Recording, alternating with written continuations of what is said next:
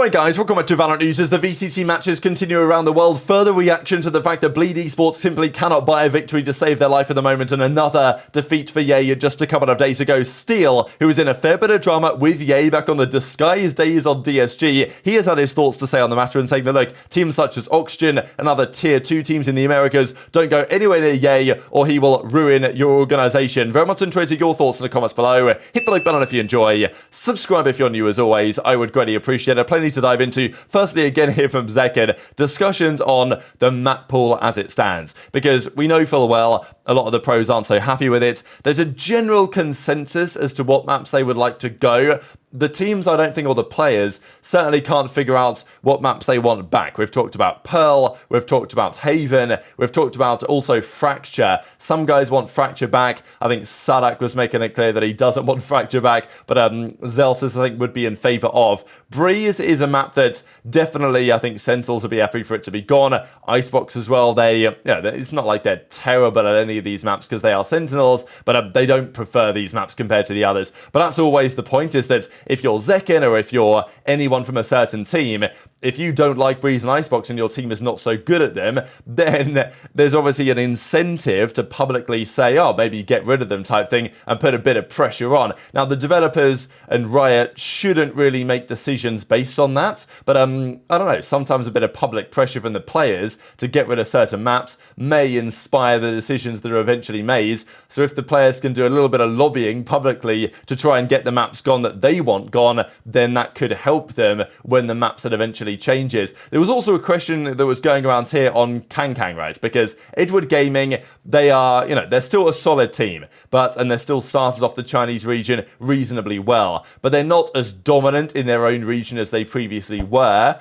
And, well, there's two explanations for that. One of which is the other teams are catching up to Edward Gaming, or Edward are kind of slipping back somewhat into the pack, because we saw when they went to Masters Madrid that they qualified for, they looked respectable, and then they got absolutely embarrassed by Loud. So it's raised the question to me as to whether the Chinese region is really moving forwards towards Edward, or whether Edward are kind of regressing somewhat. And this is the point on whether Kang could get an offer elsewhere, because still the best player on that team, still one of the most exciting players in the world with a massive fan base. And if he was to hypothetically ask for, to be allowed to go free from Edward Gaming and potentially other organizations who could get involved, then what team could be formed? So there's been some theories about this. It's probably not going to happen, but some interesting ideas, I've got to say, nonetheless. Of course, this idea here from Rocket Bullets, it maybe sounds nice on paper, but language barrier could potentially be a problem on that one. We've got to talk though about the VCT, certainly in EMEA. Just wanted to share this here from Narrate. So it's been interesting to see how this goes, because Carmine Corp, these guys were starting the season in a great position. Last year, of course, we know full well was pretty embarrassing, right, for KC. They did not have the greatest time last season.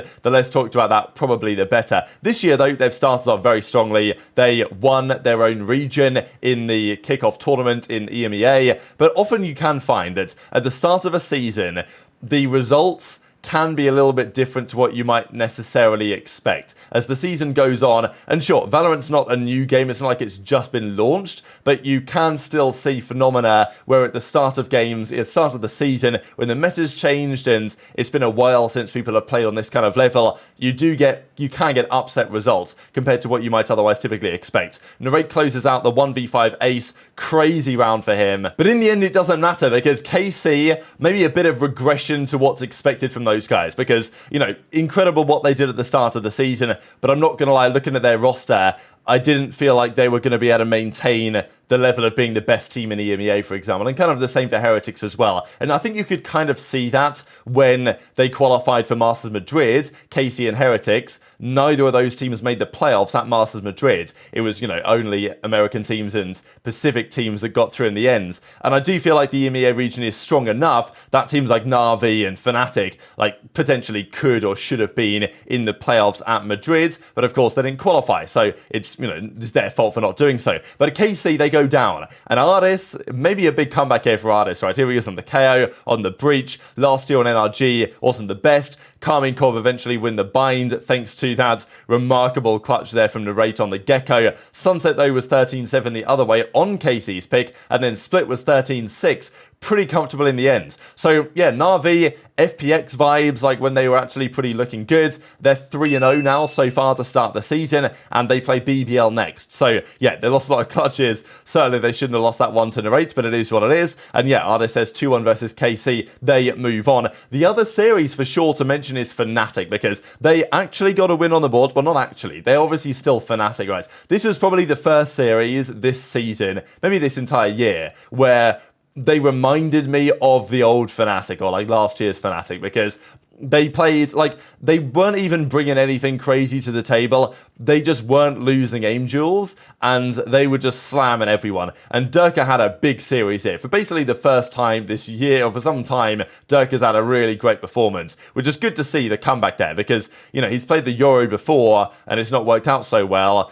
Now he plays the Euro and he absolutely fries. So this is in some ways kind of vintage Fnatic. This is what they would do. They would 13-6 you on your map pick, and then they would 13-4 you on their map pick. And that's basically just how it would be. And that's how it was yesterday. Now, was this like absolute crushing levels from Fnatic? It kind of was, but it depends on the level of the opposition, because here Whalers has 2 frags. It weren't the best. And my feeling is that Gentlemates are just pretty bad, to be honest. Like, they won Ascension, but apart from that, I've not really been impressed with them. And sure, they got the win against BBL, but outside of that, since Ascension, they haven't really done particularly well. And sure, they did get the 2-0 win against BBL, which was impressive, but I don't think Gentlemates are that good. So, you know, I do want to see Fnatic play against a slightly better team, and then we can really judge, I think. So they play KOI next, then FUT, then they play Na'Vi in a couple of weeks. So I think that's the one that I'm going to look for to determine whether Fnatic are back or not. For esports, I guess we'll see on that one. But you know, Fnatic are always going to get victories, I would say, against Giant X and Gentlemates. And the manner of their victory yesterday was impressive, and it was cool to see Durka back to form. But I don't think this necessarily says, oh, Fnatic are back, like they're going to win everything again. I don't think it's so clear off this specific series that's going to be the case. When they play Na'Vi in a couple of weeks, then we will probably get a good picture of the situation here. So, yes, Durka says, did some extra work and it paid off for the Euro redemption. 2-0 versus Gentlemates. GG's to them, they played well. They didn't play especially well, but, you know, whatever, they tried. But now we've got to talk about the Tier 2 scene and the potential future of Yay. If you guys have been following, as it's kind of difficult not to, the downfall of Yay's career over the last couple of years, it's been sad to witness the DSG, well, the Cloud9 saga, then the DSG saga, but now he gets the mega contract offer to go over to Bleed Esports and lead that team to success. So far, that ain't working. Bleed have questionable management, questionable roster decisions, questionable coaching staff. I'm not sure much of what's happening at Bleed right now is Yay's fault, but at one man maybe he believes differently. So TSM yesterday, by the way, go down to Sad Esports. Great performance here by Bob and Coburg, especially on the Sentinel, was actually really impressed there. And yeah, TSM, this team, when it formed, they looked okay. I mean, it's a good team on paper, right? They looked okay, and then they thought, well, you know what? As time progresses, we'll get better and better. That's not necessarily been the case. They lost 13-5 on the split. They won their map pick, to be fair, on the Breeze, but then 13-9 going down on the Ascent after starting off with an 0-7 start on their attack. So, yeah, interesting to trend this team. But also, very crucially, Oxygen Esports. So these guys have been a very strong team in challenges, but compared to M80, compared to Moist Shopify, they might not quite right now have that cutting edge. I still feel like they could well win Ascension, this Oxygen Esports team, but it didn't work out for them yesterday. Redux, maybe Scuba, didn't have quite the impact that they may usually have done. Verno still had a very good series, but yeah, Mitch had a rough one. Dapper was okay, but honestly, fair play to QOR. These guys are talented players. You know, XXIF, you guys might remember that name because we're going to discuss DSG in a second. But a 2-1 defeat here for Oxygen to QOR, so it does raise the question as to whether, you know, maybe a roster change is required at some point just to take these guys to the next level, because I don't think QOR are really going to make the run that deep in Ascension in challenges this year, but Oxygen Esports are a team with the potential to do so. Their run has been very impressive. Now they sit though 3-2 in their own group, and it's still going to be M80 really and Moist Shopify, the teams that you'd expect to make the big impact here from the Americas side of Ascension, and Oxygen are to put in that group, but now that seems a little bit less likely after defeats to Moist and QOR over the last couple of weekends. So therefore the question was being raised really, do they need a move? And if Yay was to get kicked from Bleed, I don't think Yay's going to leave Bleed, because like his contract is too lucrative and he's not going to make that money elsewhere. And there's still a chance that he can make a comeback, and you still see glimpses of the Ye that we know and the talent that he's had, but it's just not being executed consistently. So this is when questions are raised. What's holding Ye back? What needs to change? And there was some debate on the Reddit about, Cloud9 and, system player doesn't go into a system. His confidence gets degraded, and then all the other things follow along as well. But we know that Josh and Nissan, so this of course being Steel, had a fair few issues with the way that Ye handled things back on DSG. You guys might remember when Ye kind of came out and said, I couldn't do it all on my own. And I don't think he really maybe even meant it in the way that it sounded. But the implication was that I was trying my best, the team on DSG was terrible, and it wasn't really my fault. Sure, I was maybe a part to blame, but it was mainly the other guys. Steel was not really happy about that assessment and feels like Ye is kind of, the way that Ye conducted himself. And there was obviously talk about this last year in July when,